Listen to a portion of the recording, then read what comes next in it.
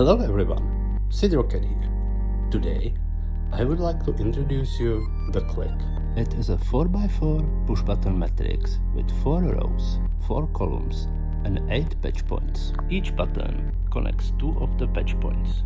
This could be used to create complex patch and trigger it by pressing different combinations of the buttons. The basic approach is to connect outputs to rows and inputs to columns. Then any button you press will route out to ends and have some effect on the sound.